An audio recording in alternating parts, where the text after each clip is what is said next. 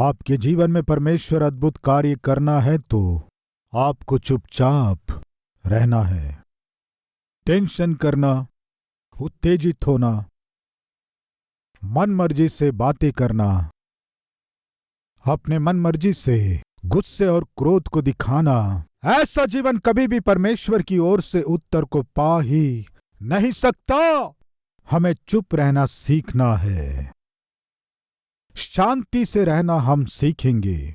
एक पति पत्नी जिनकी नई नई शादी हुई थी, दोनों मिलकर बातचीत कर रहे थे। बात करते हुए वो पति पत्नी, विवाह का उनका पहला दिन था, बात करते हुए पति ने कहा, हमें लंबे समय तक सुख और स्वस्थ रहना है तो निर्णय लेने होंगे। क्या था वो निर्णय? उन निर्णयों को वे ले लिए। वे दोनों पति पत्नी बहुत ही तंदुरुस्त और स्वस्थ रहते थे।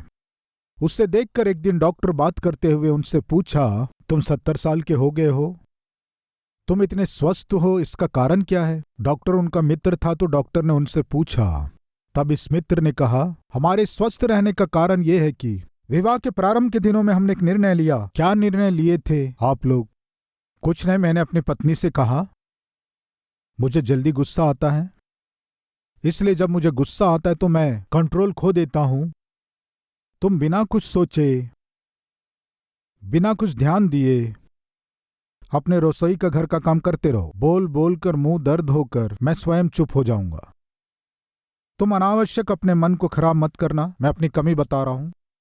क्या कहती हो? बहुत अच्छा है जी, आप कुछ भी चिल्लाओ और चीखो, मैं शांति से अपना काम करूंगी। बहुत अच्छी बात है।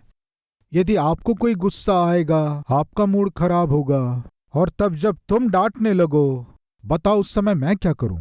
इस तरह कहने से पत्नी ने पति को क्या सलाह दिया जानते हैं? क्या दिया? क्यों जी? मेरे माता और पिता मेरी बातों को सह ना पाकर ही मेरी शादी कर दिए।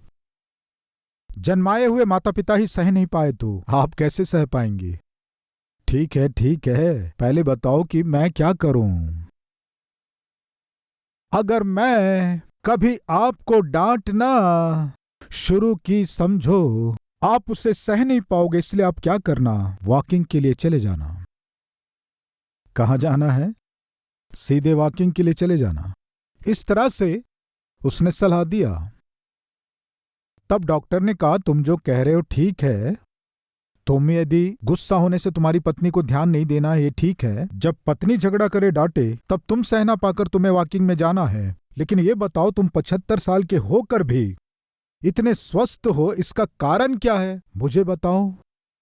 तब वो कहने लगा, कुछ नहीं, मेरा वॉकिंग सुबह 5 बजे से ही शुरू हो जाता है। कब शुरू होता है? पत्नी की उठने भर की देरी है, गालियां शुरू कर देती है, और ये भाई मॉर्निंग 5 बजे से ही वॉकिंग शुरू कर देता है, रात को 11 बजे तक वॉकिंग करता है। ठीक है भाई, तुम वॉकिंग में जाते हो इसलिए तुम इतने स्वस्थ हो। उस दिन तुम्हारे घर आए तो तुम्हारी पत्नी तुमसे भी अधिक स्वस्थ दिखाई दे रही है, तो उसका क्या रहस्य है? पूछने से तब उसने बताया, मैं वॉकिंग के लिए निकल पड़ता हूं ना, तब मेरी पत्नी भी ये कहाँ जा रहा है, ये सोचकर मेरे ही पीछे आती है, इसलिए वो भी स्वस्थ है, मैं भी स्वस्थ हूं, दोनों घर में नहीं रहते हैं, वॉकिंग ही कोई मतलब है कहेंगे। इन गालियों के द्वारा, लड़ाइयों के द्वारा, झगड़ों के द्वारा घर की शांति बिगाड़ने के अलावा, परिवार का इज्जत खराब करने के अलावा परिवार बनेगा कहेंगे? एक बार सोचिए, आपका पति घर में ना रहकर बाहर रहना ही चाह रहा है तो, आपकी पत्नी घर में ना रह पाकर हमेशा बाहर रहने की आशा करती है तो, पति और पत्नी की जुबान सही नहीं है। आपकी जीभ यदि सही नहीं है तो बाइबल बताती है, यदि अच्छे दिन देखना चाहते हो तो अपनी जीभ को बुराई करने से और अपने ओठों को छल की बातें करने से रोके रहे। परमेश्वर से उत्तर पाना चाहते हैं क्या? तो फिर सुनिए, चुप रहिए, थोड़ा शांति से रहिए, समझने की कोशिश कीजिए। आज वही बात प्रियो प्रभु आपसे भी कह रहे हैं। परमेश्वर की आशीष को यदि आप पाना चाहते हैं तो आपको चुप रहना सीखना है, धीरज और सहनशीलता को प्रकट करना है। इस तरह यदि आप क्रोध से उतावले होंगे तो आप कभी भी अपने जीवन में आशीष नहीं देख पाएंगे। लिख लीजिए डायरी में।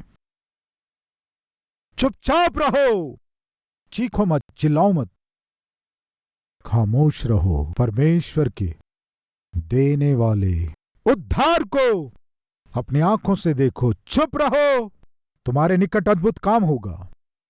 विवाद करो, तुम्हारे आगे कुछ नहीं दिखाई देगा, केवल फिरौन के अलावा। समझ में आया कुछ?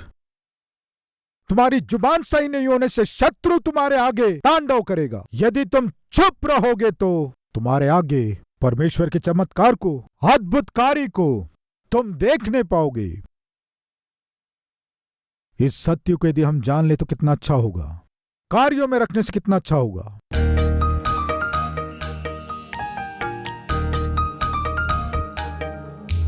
पवित्र परमेश्वर, हम जिस हाल में हैं, अपने आप को आपके हाथ में सौंप रहे हैं। हमें आनंद से रहना था लेकिन आनंद को खोकर जी रहे हैं। क्षमा कर पिता, आपसे आपकी इच्छा के अनुसार आगे बढ़ना है। आशीषों को, समृद्धि को दूर करने वाला कुछ भी हम में नहीं रहना है।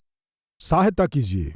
मूसा के जीवन में जो हिम्मत था, मूसा के जीवन में जो विश्वास था, मूसा के जीवन में जो शांति थी, शांति और सुकून, आप पर अटूट विश्वास हमें दीजिए पिता। यीशु के नाम से मांगते हैं पिता, आमीन।